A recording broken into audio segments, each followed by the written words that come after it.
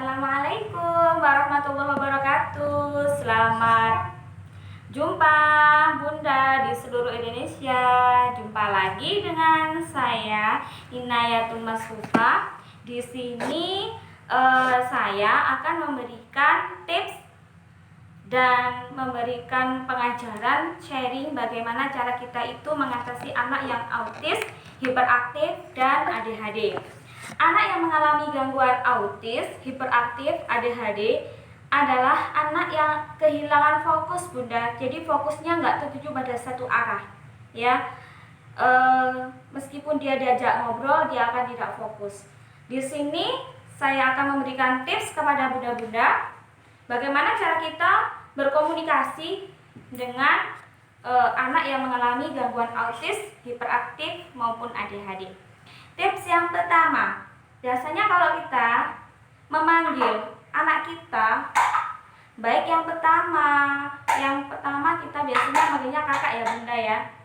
Ada kakak, ada abang, ada koko, ada juga mbak. Nah, terus anak kita yang paling akhir, anak bontot ya Bunda, biasanya kita panggil itu adik. Karena dia itu merasa kalau adik itu merasa dia itu dimanja. Padahal kalau kita manggil adik itu sebenarnya tidak boleh Bunda. Kenapa? Karena kalau kita manggil adik, biasanya anaknya itu lebih ngalem, manja. Nah, dengan anak dengan gangguan autis, hiperaktif, dan ADHD, lebih kita tekankan memanggil nama. Seperti anak saya, namanya Rafa ya. Biasanya teman-temannya juga manggil Emas untuk yang biasanya. Tetapi kalau kita mengalami anak ADHD, kita harus memanggil dengan namanya sendiri.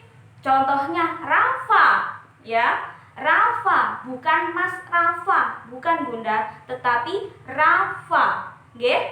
Nah, tips yang kedua, panggil anak sampai anak kita itu menoleh. Kan anak ADHD, hiperaktif, dan autis itu dia tidak fokus dengan apa yang kita bicarakan. Makanya kalau kita manggil anak dengan gangguan tersebut, kita manggilnya sampai dia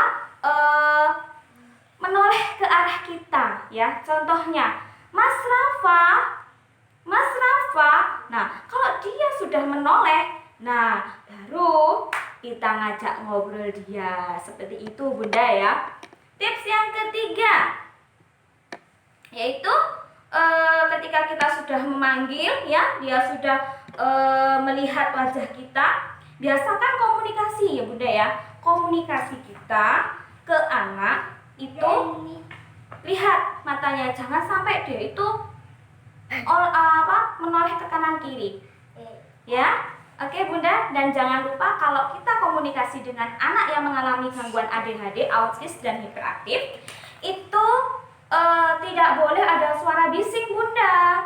Nanti kalau ada suara bising, anak tersebut akan mengalami pengalihan fokus. Jadi anaknya itu kalau diajak bicara tidak akan pernah fokus, ya.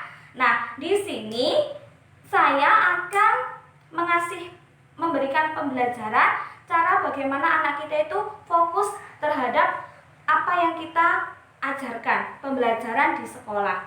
Ayo sini Mas Rafa. Nah, ini anak saya Mas Rafa. Alhamdulillah dia mau menjadi anak saya sebenarnya. Alhamdulillah dia normal Bunda, tidak ADHD ya. Alhamdulillah. Sebagai contoh saja ya sayang ya. Iya. Cara kita mempelajari anak yang autis ya, biasanya anak kan tidak fokus ya Bunda ya. Jadi anak itu harus lihat wajah saya. Mas Rafa ya. Ya. Kita komunikasi pelan-pelan Bunda ya, karena anak ADHD, hiperaktif, dan autis itu biasanya mengalami proses mencerna komunikasi itu lebih dari 30 detik Bunda ya. Jadi kalau kita ngobrol, jangan terus ngobrol saja, jangan ya. Jadi pelan. Oke? Nah, sekarang kita cara belajar anak autis, hiperaktif, dan ADHD. Kita pegang. Ini berapa? 1. Pegang. Ini 2. Oke. Ini 3. Ini 4. Iya, oke. Ini 5. Jadi, nah, ini tahu ini berapa sayang? Ini 5. Tolong dikasih tahu lagi. Berapa? Dihitung lagi. 1. Ya. 2. Pinter. 3. Pinter. 5. Hah? 4. 4 lagi. 1. Iya. 2. Pinter. 3. Pinter. 4. Oke. 5. Iya, ada berapa pensilnya? 5. Ada 5. Tahu ini berapa? 5. Kalau ini berapa? 1. Nah, terima kasih Mas Rafa. Boleh bermain di sana lagi. Nah, seperti itu Bunda cara mengajar anak autis, hiperaktif, dan ADHD.